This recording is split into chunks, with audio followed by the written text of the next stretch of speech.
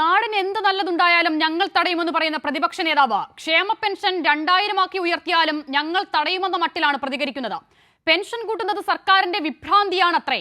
പാവങ്ങളുടെ വയറ്റത്തടിച്ച് 18 മാസം ക്ഷേമ പെൻഷൻ മുടക്കി ഇറങ്ങിപ്പോയ UDF നേതാക്കൾ ക്ഷേമ പെൻഷൻ അവകാശമാണെന്ന് ജനങ്ങളെ പഠിപ്പിച്ച ഒരു സർക്കാരിനെ നോക്കി ഈ വിധം അധിക്ഷേപിക്കണമെങ്കിൽ ചില്ലറ ഉളുപ്പൊന്നും പോരാ. മുമ്പ് ഒരു ദേശീയ നേതാവിന് ക്ഷേമ പെൻഷൻ കൈക്കൂലിയായിരുന്നു, ലൈഫ് പദ്ധതി മോഹവലയവും. ഇന്നൊരു നേതാവിന് പെൻഷൻ വർധനവ് വിഭ്രാന്തി. അധികാരഭ്രാന്തും അഴിമതിയുമല്ലാതെ സാധാരണക്കാരന് എന്താണ് വേണ്ടതെന്ന് നിങ്ങൾക്കറിയുമോ കോൺഗ്രസുകാരെ? ഒരു മാസത്തിനപ്പുറം അതിദരിദ്രരില്ലാത്ത ഇന്ത്യയിലെ ആദ്യത്തെ സംസ്ഥാനമായി കേരളം മാറുന്നത് എങ്ങനെയാണെന്ന് നിങ്ങൾക്കറിയുമോ കോൺഗ്രസെ?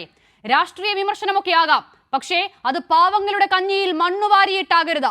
ഇടതുപക്ഷത്തിനോടുള്ള അന്ധമായ വിരോധം നിങ്ങളുടെ സമനില തന്നെ തെറ്റിച്ചിരിക്കുന്നു എന്നുള്ളത് നിങ്ങൾ ഇനിയെങ്കിലും തിരിച്ചറിയണം. ഈ സർക്കാരിനെ മാറ്റി ജനങ്ങൾ ആരെയാണ് പകരം കൊണ്ടുവരേണ്ടത്? 18 മാസം പെൻഷൻ മുടക്കിയവരെയോ? ഓണപരീക്ഷയ്ക്ക് പോലും സ്കൂളുകളിൽ പുസ്തകം എത്തിക്കാതിരുന്നവരെയോ? ദേശീയപാത വികസനത്തിനായി തുറന്ന ഓഫീസ് പോലും താഴിട്ട് പൂട്ടിപ്പോയവരെയോ?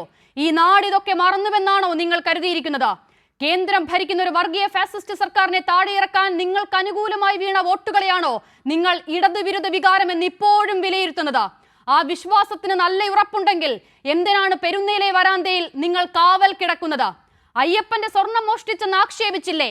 സത്യമിതാ പകൽ പോലെ തെളിയുമ്പോൾ പ്രസ്താവന പിൻവലിച്ചു മാപ്പ് പറയണ്ടേ നിങ്ങൾ? കോൺഗ്രസിൽ നിങ്ങൾ ഒറ്റപ്പെടുന്നതിന്റെ വിഭ്രാന്തിയാണോ നിങ്ങൾക്കെന്ന് ചോദിക്കുന്നില്ല. വയനാട്ടിൽ നിങ്ങൾ പ്രഖ്യാപിച്ച വീടുകൾ എവിടെയെന്നും ചോദിക്കുന്നില്ല. നിങ്ങൾക്കിതെല്ലാം അന്നന്നത്തെ വില കുറഞ്ഞ രാഷ്ട്രീയ തന്ത്രമായിരിക്കാം പ്രതിപക്ഷ നേതാവേ, പക്ഷേ ഈ നാടിന് ഇത് ജീവിതമാണ്.